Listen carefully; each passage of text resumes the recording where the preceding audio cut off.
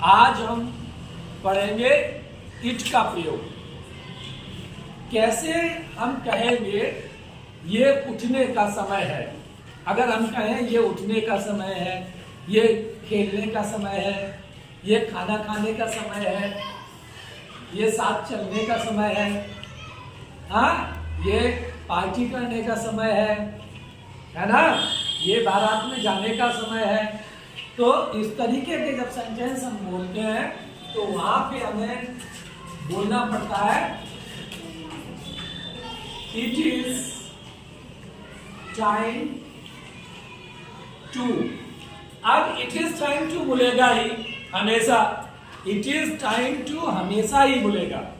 अब इसमें क्या है, खड़े होने उठने का समय है तो it is time to get up, it is time to get up, यानी ये उठने का समय है। अगर आप ये कह रहे हैं जागने का समय है तो आप बोलेंगे it is time to awake, it is time to awake, जागने का समय है। ठीक, अगर आप कहें खेलने का समय है तो ये वही बना रहेगा इट इज टाइम टू। इसको और शॉर्ट में मिला के आप बोल सकते हैं it's time to, it's time to. अब खेलने का समय है इट्स टाइम टू प्ले।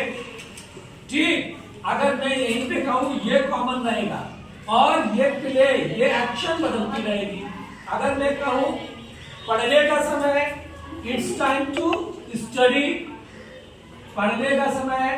अगर मैं कहूं यह नाश्ता करने का समय है it's time to take breakfast,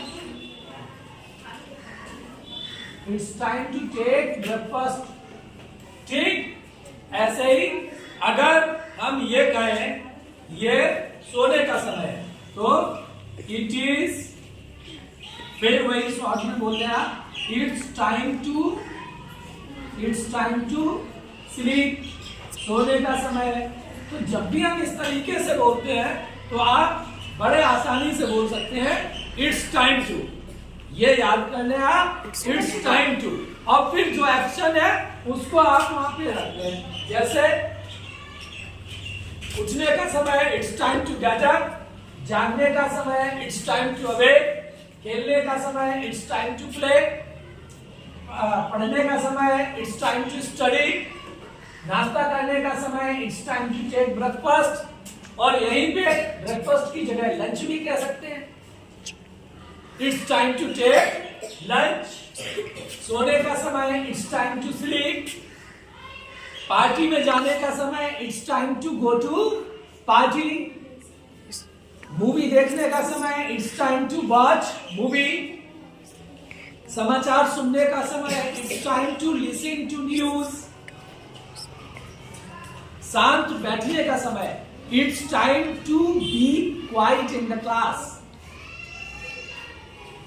समझ में आ गया? तो ये एक बहुत अच्छा स्ट्रक्चर है। आपकी इस बुक में ये स्ट्रक्चर कई बार यूज हुआ है, like it's time to get up, फिर है इट्स टाइम फॉर लंच, दोपहर के खाने का समय है, it's time to play, it's time to go to bed. Okay, अगर हम ये कहें सोने जाने का समय है तो इट्स टाइम स्लीप की जगह वहां पे आप it's time to go to bed बोल सकते हैं, it's time to go to bed.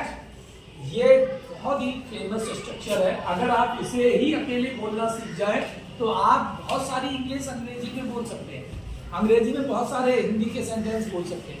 आप कहते हैं ये ऐसा करने का समय है, ठीक, ये कपड़े धुलने का समय है it's time to wash the clothes, ये ब्रश करने का समय है it's time to brush your teeth, ठीक, ये खाना बनाने का समय है it's time to cook the food. Okay, तो इस तरीके से आप इस स्ट्रक्चर का यूज करेंगे और बहुत सारी अंग्रेजी आपस में एक दूसरे से बोलेंगे। That's it.